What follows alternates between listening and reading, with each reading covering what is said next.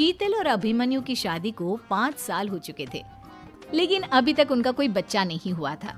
इसकी वजह से शीतल और अभिमन्यु परेशान रहते थे, लेकिन उन दोनों से ज्यादा परेशान थी शीतल की सास, यानी अभिमन्यु की माँ जानकी देवी। जानकी देवी चाहती थी कि जल्दी से जल्दी उनकी गोद में पोता या पोती आ जाए, और इसीलिए वो अपनी बहू शीतल को लेकर एक दिन हॉस्पिटल पहुंची। डॉक्टर मैडम, जरा ठीक से चेक करके बताइए ना। कई बड़े बड़े डॉक्टर को दिखाया है, लेकिन मेरी बहू माँ ही नहीं बन पाती। मैंने शीतल को बहुत अच्छे से चेकअप किया है। देखिए, बात यह है कि शीतल के अंदर माँ बनने की कैपेसिटी नहीं है। ये आप क्या कह रही हैं डॉक्टर साहब? कोई तो इलाज होगा ना, कोई दवाई दे दीजिए। देखिए, कुछ प्रॉब्लम ऐसी होती है जिनका कोई ट्रीटमेंट नहीं होता। आई एम सॉरी टू से, लेकिन शीतल कभी माँ नहीं बन सकती, क्योंकि उसके यूट्रस में अंदर से ही कुछ प्रॉब्लम है। घर आने के बाद क्या हुआ माँ? कहाँ लेकर गई थी आप शीतल को? अरे कहाँ लेकर जाती, डॉक्टर मैडम के पास ले गई थी, लेकिन तेरी बीवी तो कभी माँ बन ही नहीं सकती। मम्मी जी, इसमें मेरी क्या गलती? अगर अंदर से कोई प्रॉब्लम है तो उसमें मैं भी कुछ नहीं कर सकती। जानती हूँ, ये बात डॉक्टर के मुंह से सुन चुकी हूँ। अब दोबारा मेरे सामने इस बात का गाना मत गा। अरे माँ, परेशान होने की जरूरत नहीं है, हम सोचते हैं ना कुछ। अरे क्या सोचेगा तू? जब डॉक्टर कह चुका है कि तेरी बीवी माँ नहीं बन सकती, तो बता क्या सोचेगा तू? कहाँ से लाएगा बच्चा? माँ, ये तो मैं भी नहीं जानता। अभिमन्यु, क्यों ना हम अनाथ आश्रम से एक बच्चा गोद ले आए? क्या फर्क पड़ता है बच्चा हमारा हो या गोद लिया हुआ? आई बड़ी बातें बनाने वाली। क्या फर्क पड़ता है? अरे क्यों फर्क नहीं पड़ता? मुझे इस वंश को आगे बढ़ाने के लिए मेरे बेटे का खून चाहिए, किसी दूसरे का नहीं। लेकिन माँ, आप जानती हैं कि ये अब पॉसिबल नहीं है। मैं कुछ नहीं जानती। मैं किसी पराये की औलाद को इस घर में अपना पोता या पोती बन के बढ़ता हुआ नहीं देख सकती। मेरा वंश मेरे बेटे के खून से ही आगे बढ़ेगा। लेकिन मम्मी जी, ऐसा कैसे हो पाएगा? आप अच्छी तरह जानती है ना, मेरा और अभिमन्यु का बच्चा नहीं हो सकता। तो मैं अपने बेटे की दूसरी शादी करवाऊंगी, और अपनी दूसरी बीवी से ये मुझे बच्चा पैदा करके देगा। ये आप क्या कह रही हैं माँ? मैं किसी और से शादी नहीं करने वाला। मेरे रहते हुए आप अभिमन्यु की शादी किसी और से करवाएंगी? मम्मी जी, आप ऐसा कैसे कर सकती हैं? तू बस देखती जा बहू, मैं ऐसा कैसे कर सकती हूँ। कुछ दिनों के बाद, अभिमन्यु, मैंने तेरे लिए लड़की ढूंढ ली है। माँ, मैं आपको कितनी बार समझाऊं? मुझे किसी से शादी नहीं करनी है। पहले मेरी बात सुन। ये जो चमेली है ना, हमारे घर में काम करने आती है, वो तुझसे शादी करने के लिए तैयार है। मम्मी जी, आप अभिमन्यु की शादी एक नौकरानी के साथ करवाएंगी? वो इसलिए क्योंकि चमेली दिखने में बहुत खूबसूरत है, बच्चा भी सुंदर ही होगा। मम्मी जी, लेकिन एक बच्चे के लिए अपने बेटे की शादी नौकरानी के साथ करवाना, क्या ये सही है? अगर अभिमन्यु ने शादी नहीं की ना, तो मैं अपनी जान दे दूंगी। अब देख लो, अगर तुम्हें अपनी माँ की जान प्यारी है तो तुम्हें इस नौकरानी के साथ शादी करनी ही होगी। इस तरह जानकी देवी अपने बेटे अभिमन्यु की शादी नौकरानी चमेली के साथ करवा देती है। कुछ दिनों के बाद, नौकरानी से मालकिन बन के तो मजा आ गया। अब तो मैं इस घर की मालकिन हूँ। देखो, अपने आप को ज्यादा मालकिन समझने की कोशिश मत करो।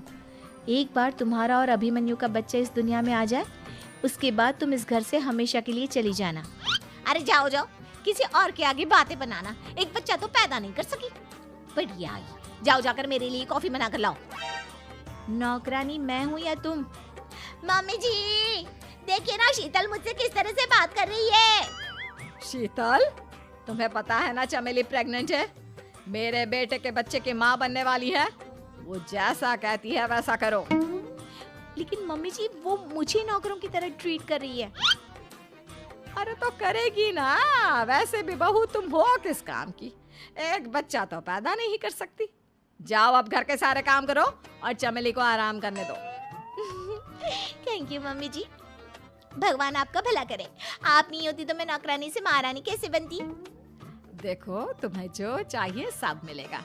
खूब खाओ पियो, मजे की जिंदगी जियो।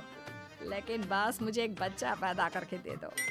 कुछ दिनों के बाद, मम्मी, बच्चे के लिए आपने मेरी शादी चमेली के साथ करवा तो दी, लेकिन दिन और रात का चैन मिट गया है। सारा दिन शीतल और चमेली की बहस चलती रहती है। अब शीतल को इस घर में रखने से क्या होगा?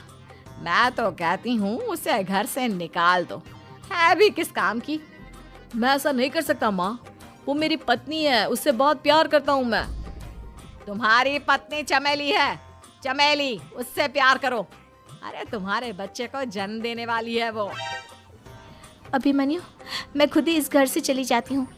वैसे भी अपने ही घर में नौकरों की तरह रहकर परेशान हो चुकी हूँ। घर की नौकरानी मेरे ऊपर हुक्म चलाती है, वो तुम्हारी पत्नी बन चुकी है। अब मेरा इस घर में क्या काम? अभिमन्यु के बार बार रोकने पर भी शीतल उस घर से चली जाती है। कुछ दिनों के बाद चमेली एक बच्चे को जन्म देती है। भगवान ने मेरी सुन ली, मेरे बेटे का घर भर गया, उसका अपना बच्चा इस दुनिया में आ गया। मम्मी जी, बच्चे को हाथ लगाने से पहले मेरी एक शर्त तो सुन लो। तुम कहना क्या चाहती हो चमेली? आपकी मम्मी को बहुत शौक था ना अपने पोते को खिलाने का। अब देखो, इस दुनिया में हर चीज की कोई ना कोई कीमत तो होती है। तुम अपनी आधी प्रॉपर्टी मेरे नाम कर दो, बच्चा तुम्हारे नाम। अरे लेकिन मैंने अपने बेटे से तुम्हारी शादी करवाई है, अब ये सौदेबाजी कहाँ से आ गई? जो औरत अपनी बहू को घर से निकाल कर एक नौकरानी के साथ अपने बेटे की शादी करवा दे, वो तो सौदेबाजी कर ही सकती है ना। उसका कैसे भरोसा कर सकते हैं? मुझे बस आप लोगों की प्रॉपर्टी चाहिए, उसके बाद ही बच्चे को आप हाथ लगा सकते हैं। मैंने कहा था ना मम्मी, आप गलत कर रही हैं। देखिए, उसका नतीजा आपके सामने है। जब शीतल को पता चलता है कि अभिमन्यु और चमेली का बच्चा दुनिया में आ गया है, तो वो अपने घर पहुंचती है। अभिमन्यु, कहाँ है आपका बच्चा? क्या मैं उसे देख सकती हूँ? कुछ भी मत पूछो शीतल, माँ की हुई एक गलती हम लोगों पर भारी पड़ रही है। वो नौकरानी अपनी औकात पर आ गई है और अब हमसे अपनी आधी प्रॉपर्टी मांग रही है, वो भी बच्चे के बदले में। एक बात कहूँ अभिमन्यु, आप उससे कुछ भी देने से मना कर दो। अरे कैसी बात कर रही हो? मेरे बेटे की औलाद है उसके पास, ऐसे कैसे मना कर दे? मम्मी जी, वो अभिमन्यु का बच्चा नहीं है, वो चमेली और उसके बॉयफ्रेंड का बच्चा है। ये तुम क्या कह रही हो शीतल? ये देखिए वीडियो, चमेली और उसका बॉयफ्रेंड आपस में बातें कर रहे हैं कि उन दोनों ने मिलकर आपको बेवकूफ़ बनाया है और अब इस बच्चे के बदले आपसे प्रॉपर्टी भी हड़प लेंगे। हे भगवान, ये मुझसे क्या हो गया? ना तो बच्चा मिला और अपने बेटे की नौकरानी के साथ शादी करवा दी सो अलग। अब क्या होगा? मुझे माफ़ कर दो शीतल, मेरी वजह से तुम्हें बहुत तकलीफ हुई है। अभिमन्यु, मैंने कहा ना, उस नौकरानी को उसके बच्चे सहित इस घर से बाहर निकाल दो। लगता है मेरे अभिमन्यु का बाप बनने का सपना अधूरा ही रह जाएगा। अभिमन्यु, अपनी मम्मी से कहो कि परेशान ना हो। आपको याद है एक बार हम एक IVF सेंटर गए थे, मैंने फिर से वहाँ जाकर बात की थी और आपको पता है इस बार मैं प्रेग्नेंट हूँ, क्योंकि हमने वहाँ पर प्रोसीजर करवाया था जिसकी वजह से मैं प्रेग्नेंट हो गई थी और इस बात का पता मुझे बस कुछ महीने पहले ही लगा है। हमारा बच्चा इस दुनिया में आने वाला है अभिमन्यु। मुझे माफ कर दो शीतल बहू, मुझसे बहुत बड़ी गलती हो गई।